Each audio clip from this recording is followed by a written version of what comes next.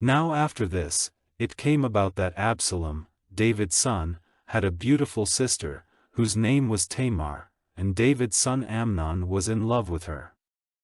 And he was so deeply in love that he became ill because of his sister Tamar, for she was a virgin, and so it seemed hard to Amnon to do anything to her. But Amnon had a friend whose name was Jonadab, the son of Shimeah, David's brother, and Jonadab was a very wise man. And he said to him, O son of the king, why are you getting thinner day by day? Will you not say what your trouble is? And Amnon said to him, I am in love with Tamar, my brother Absalom's sister.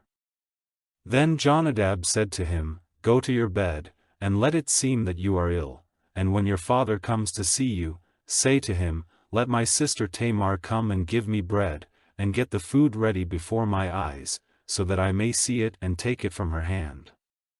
So Amnon went to bed and made himself seem ill, and when the king came to see him, Amnon said to the king, Please let my sister Tamar come and make me 1 or 2 cakes before my eyes, so that I may take food from her hand. Then David sent to the house for Tamar and said, Go now to your brother Amnon's house and get a meal for him. So Tamar went to her brother Amnon's house, and he was in bed. And she took paste and made cakes before his eyes, cooking them over the fire. And she took the cooking pot and put the cakes before him, but he would not take them. And Amnon said, Let everyone go away from me. So they all went out. Then Amnon said to Tamar, Take the food and come into my bedroom, so that I may take it from your hand. So Tamar took the cakes she had made and went with them into her brother Amnon's bedroom. And when she took them to give them to him, he put his arms round her and said, Come to bed, my sister. And answering him, she said, O my brother, do not put shame on me, it is not right for such a thing to be done in Israel, do not this evil thing. What will become of me in my shame? And as for you, you will be looked down on with disgust by all Israel. Now then, go and make your request to the king, for he will not keep me from you.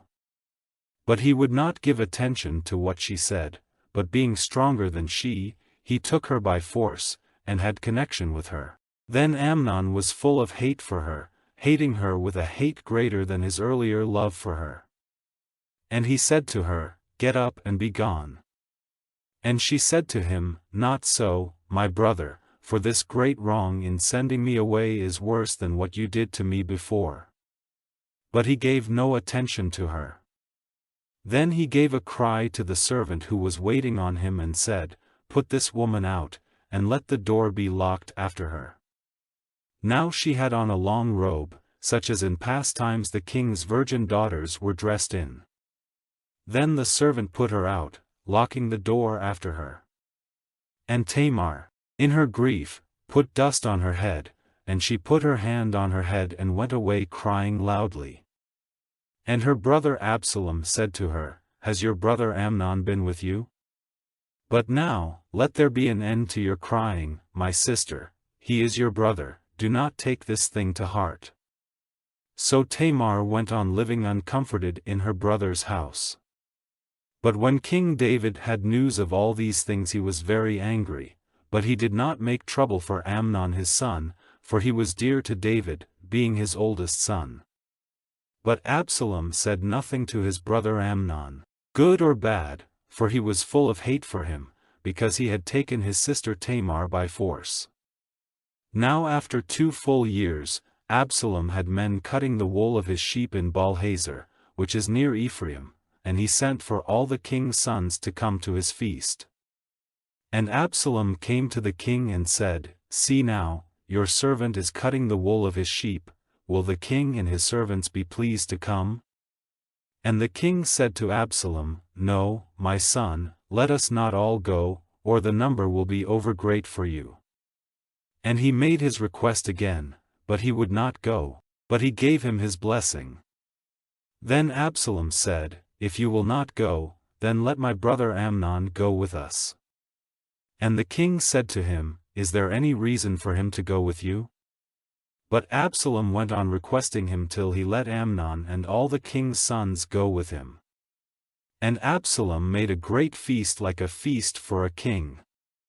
Now Absalom had given orders to his servants, saying, Now take note when Amnon's heart is glad with wine, and when I say to you, Make an attack on Amnon, then put him to death without fear. Have I not given you orders? Be strong and without fear. So Absalom's servants did to Amnon as Absalom had given them orders. Then all the king's sons got up, and every man got on his beast and went in flight. Now while they were on their way, news was given to David that Absalom had put to death all the sons of the king and that not one of them was still living. Then the king got up in great grief, stretching himself out on the earth, and all his servants were by his side, with their clothing parted. And Jonadab, the son of Shimea, David's brother, said, Let not my lord have the idea that all the sons of the king have been put to death, for only Amnon is dead. This has been purposed by Absalom from the day when he took his sister Tamar by force. So now, let not my lord the king take this thing to heart, with the idea that all the king's sons are dead, for only Amnon is dead. But Absalom went in flight.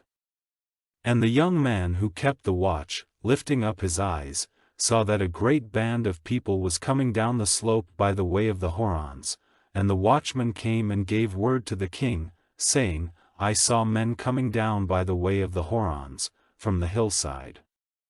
And Jonadab said to the king, See, the king's sons are coming, as your servant said, so it is. And while he was talking, the king's sons came, with weeping and loud cries, and the king and all his servants were weeping bitterly.